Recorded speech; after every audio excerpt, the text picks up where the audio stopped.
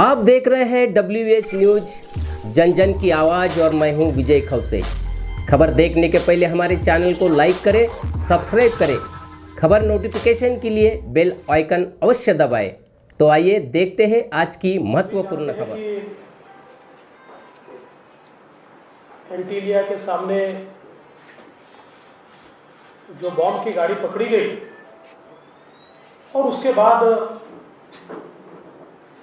कुछ इवेंट्स का सिलसिला शुरू हुआ, उन घटनाओं में API सचिन वाजे ये अरेस्ट हुए। ATS ने भी कुछ लोगों को अरेस्ट किया और कई चीजें इसमें से बाहर आई। और इस बीच मुंबई के पूर्व पुलिस कमिश्नर श्री परमवीर सिंह, इन्होंने एक पत्र माननीय मुख्यमंत्री जी को लिखा और उस पत्र में उन्होंने ये आरोप लगाया कि तकरीबन 100 करोड़ रुपए की हफ्ता वसूली के टारगेट्स ये गृह मंत्री जी ने API वाजे और उनकी टीम को दिए थे और उसी के चलते एक कंट्रोवर्सी खड़ी हुई। वो कोर्ट में भी गए। कल आदरणीय शरद पवार साहब इस मामले को लेकर उन्होंने एक प्रेस की और परमवीर के दावे इसलिए झूठे हैं कि गृह मंत्री तो 1 तारीख से 15 तारीख तक अस्पताल में थे, फिर होम क्वारंटाइन थे और जो ट्वीट्स पवार साहब के हैंडल से हुए उन ट्वीट्स में यह दिखाई पड़ता है कि मानो गृह मंत्री जी ये नागपुर में होम क्वारंटाइन थे। सबसे पहली बात तो यह है कि आप में से कई लोगों ने देखा भी है, कुछ ने बताया भी है। ये माननीय 15 तारीख को एक प्राइवेट जेट से वे मुंबई आ गए थे। उससे पहले उन्होंने प्रेस की, उस प्रेस का वीडियो तो कल ही मैंने जारी कर दिया था। और अगर हम देखेंगे तो 15 तारीख से वे अपने घर पर थे, लेकिन मेरे पास पुलिस विभाग के भी 2 मूवमेंट्स के कागज है। पुलिस विभाग में रोज मूवमेंट्स के बारे में कहा जाता है, बताया जाता है, उनका एक मैनिफेस्ट तैयार होता है मूवमेंट्स का। और अगर हम देखें तो इसमें तारीख जो है एक 17 फरवरी है। 17 फरवरी में जो लिखा हुआ है तो भगत सिंह कोश्यारी जी मुंबई रहेंगे, उद्धव ठाकरे जी अपने सोई अनुसार, अजित पवार जी मुंबई, शरद पवार जी पुणे, नितिन गडकरी जी दिल्ली और अनिल देशमुख जी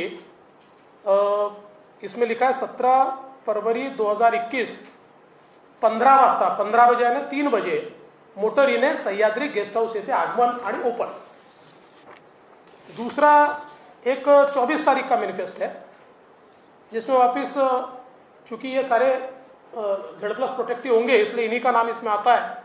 फिर कोश्यारी जी, उद्धव ठाकरे जी, कोश्यारी जी मुंबई, उद्धव ठाकरे जी सोई अनुसार, अजित दादा पवार सह्याद्री अतिथि गृह 15 बजे, 3 बजे शरद पवार साहब मुंबई, नितिन गडकरी जी दिल्ली, अनिल देशमुख जी ये 11 बजे 24/2/2021 11 बजे मोटरीने निवासस्थान ते मंत्रालय जाणार, सोयीने निवासस्थानी परत येणार। अब ये मैनिफेस्ट है, गए कि नहीं मुझे पता नहीं है, इसलिए मैं इसके ऊपर कोई दावा नहीं करूंगा, लेकिन ये पुलिस के मूवमेंट के मैनिफेस्ट ये मेरे हाथ में लगे हुए। सबसे महत्व की बात इसमें यह है कि जो परमवीर सिंह इन्होंने पत्र लिखा है, आप सभी ने, मैंने कल भी उसको ट्वीट भी किया था। उस पत्र में SMS का एक या WhatsApp जो भी होगा उसका उन्होंने एक सबूत दिया है, एक एविडेंस दिया है, और जिसमें बहुत स्पष्ट रूप से वो पूछते 16 मार्च को, and what is the date of Vaze's meeting with HM sir, और उसमें एसीपी पाटिल बोलते हैं yes sir but it is in the end of February. तो इसलिए मुझे लगता है कि कल आदरणीय पवार साहब को सही ब्रीफिंग नहीं दी गई थी। एक राष्ट्रीय नेता के मुंह से, और जो देश में जाने माने नेता माने जाते हैं, उनके मुंह से कल गलत बातें कहलवाई, और जो प्रोटेक्ट करने का प्रयास ये कल किया गया, मुझे ऐसा लगता है कि वो पूरे तरीके से कंप्लीट एक्सपोज हुआ है। और मेरा मानना यह है कि 15 से 27 इस बीच गृह मंत्री जी जो होम क्वारंटाइन थे वो आइसोलेशन में नहीं थे। कई लोग उनको मिले हैं, कई अधिकारी उनको मिले हैं, और जिसके बारे में जानकारी अगर हासिल करनी है तो बहुत आसान है। दूसरा एक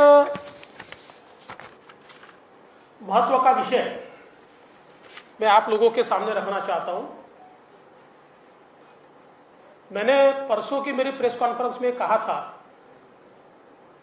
कि ट्रांसफर्स का एक रैकेट ये कमिश्नर ऑफ इंटेलिजेंस ने पकड़ा। पकड़ने से पहले बकायदा डीजी और एसीएस होम की परमिशन ली, और उसका एक रिपोर्ट, ये रिपोर्ट भी उन्होंने माननीय मुख्यमंत्री जी तक पहुंचाया। 2017 में जिस समय मैं मुख्यमंत्री और गृह मंत्री था, आप लोगों को याद होगा कि मुझे जानकारी मिली थी कि मुंबई के किसी होटल में कुछ लोग डीलिंग कर रहे हैं और कुछ पुलिस अधिकारी वहां जा रहे हैं। मैंने तुरंत कमिश्नर इंटेलिजेंस को बुलाया, मुंबई सीपी को बुलाया, एक प्लान ऑपरेशन हमने किया, तुरंत इंटरसेप्शन किए, उन सभी लोगों को अरेस्ट किया, और चार्जशीट भी दाखिल हुई क्योंकि सारे सबूत इंटरसेप्शन के माध्यम से थे। इसी प्रकार से वही सीओआई जब उस समय थी, वही सीओआई अभी भी थी। और मैं बहुत स्पष्ट कर देना चाहता हूं कि मेरे आने से पहले भी माननीय आर पाटिल जी के समय कमिश्नर ऑफ इंटेलिजेंस वही सीओआई थी, श्रीमती रश्मि शुक्ला, और इसलिए उनको तीनों गवर्नमेंट का एक्सपीरियंस है। तो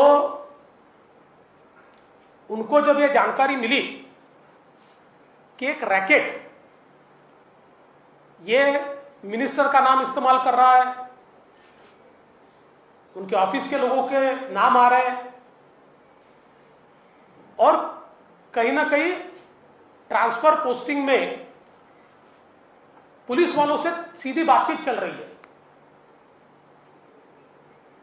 तो उन्होंने बकायदा उसके बारे में डीजी साहब के ध्यान में ला कर दिया, और फिर नियम के अनुसार माननीय डीजी साहब ने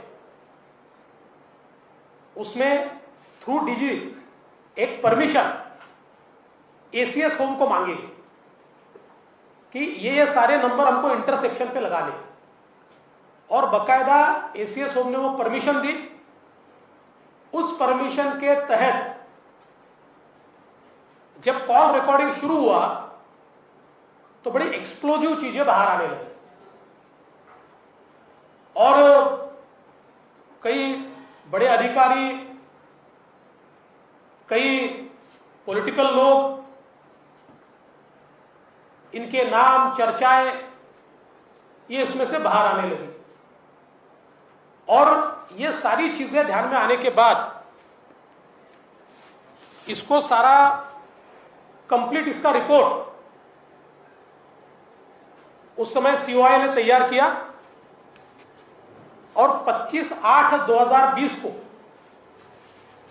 ये रिपोर्ट सीओआई ने, कमिश्नर ऑफ इंटेलिजेंस ने डीजी साहब को दिया और डीजी साहब ने 26 तारीख को, ये अनसाइंड है लेकिन जो मंत्रालय में वो साइंड है, अब उसकी चिंता मत कीजिए नहीं तो फिर वापस, और ये तो साइंड ही लेटर है। 26 तारीख को उन्होंने, डीजी साहब ने उस समय के एसीएस श्री सीताराम कुंटे जी को ये फॉरवर्ड किया और उसमें बहुत स्पष्ट रूप से उन्होंने ये कहा कि ये जो सारा रिपोर्ट है, hence it is recommended that this be brought to the notice of Honorable Chief Minister at the earliest and an immediate and comprehensive inquiry be ordered by the state CID to identify concerned individuals and take necessary legal action. It is also advised that the secrecy of the report be ensured in order to prevent unnecessary scrutiny which may bring disrepute to the government. ऐसा बिल्कुल clear पत्र ये DG साहब ने उसके बाद लिखा 26/8। पहला जो है जो सीओआई ने लिखा हुआ है वो 25/8/2020 का है, यानी आज से 9 महीने पहले, कितना, हाँ 8-9 महीने पहले। दूसरा वो 26/8 का है। मेरी जानकारी के अनुसार उसके बाद इसके बारे में पूरी ब्रीफिंग ये माननीय मुख्यमंत्री जी को हुई और मुख्यमंत्री जी ने कंसर्न भी जाहिर किया, और ये मेरे पास डेटा है, करीबन 6.3 जीबी का, 6.3 जीबी का ये डेटा मेरे पास है कि जिसके अंदर ये सारे कॉल्स इंटरसेप्ट किए हुए हैं और ये एक पूरा रिपोर्ट इसका जो है, मतलब ये कवरिंग लेटर है और कवरिंग लेटर के साथ ये पूरे ट्रांसक्रिप्ट्स उसके ये रिपोर्ट के साथ माननीय मुख्यमंत्री जी को भेजे गए। लेकिन जब यह ध्यान में आया कि इसके ऊपर कोई कार्रवाई नहीं हो रही तो डीजी साहब ने भी प्रयास किया। आश्चर्य की बात यह हुई कि मुख्यमंत्री जी के यहां से वो रिपोर्ट गृह मंत्री जी के यहां चली थी और उसके बाद इसके ऊपर कार्रवाई होना दूर, कार्रवाई किस पर हुई? कार्रवाई हुई कमिश्नर इंटेलिजेंस पे। कैसे हुई? तो पहले कमिश्नर इंटेलिजेंस को, वो सीनियर मोस्ट थी, डीजी का उनका प्रमोशन था, उनका डीजी का प्रमोशन रोक दिया गया और उनके नीचे वालों को एडवांस प्रमोशन दिया है। उसके बाद चूंकि उनका रिकॉर्ड इम्पेकेबल था, सारे उनके सीआर बिल्कुल अच्छे थे, तो उसके चलते उनको प्रमोशन देना ही पड़ा। तो उनको प्रमोशन ऐसी जगह दिया, डीजी सिविल डिफेंस, जो पोस्ट ही अस्तित्व में नहीं है। और सरकार पोस्ट तैयार कर सकती है लेकिन उनको देते समय कैबिनेट का भी अप्रूवल नहीं दिया पोस्ट तैयार करने के लिए, और 10x10 का केबिन उनको दिया गया। मतलब उनको बताया गया कि आपने ये जो इंटरसेप्शंस किए नियम के अनुसार और रिपोर्ट जो तैयार की, ये रिपोर्ट तैयार करना आपकी गलती है, क्योंकि इसमें जो लोग लिप्त हैं वे सारे के सारे लोग इसके कारण एक्सपोज होते हैं। और जैसा मैंने कहा, जानबूझकर 25 अगस्त 2020 से आज तक इतने सेंसिटिव रिपोर्ट पर कोई कार्रवाई नहीं की गई। आश्चर्य की बात ऐसी है, इस रिपोर्ट में जिनके नाम आए हैं उनको वही पोस्टिंग्स मिली है।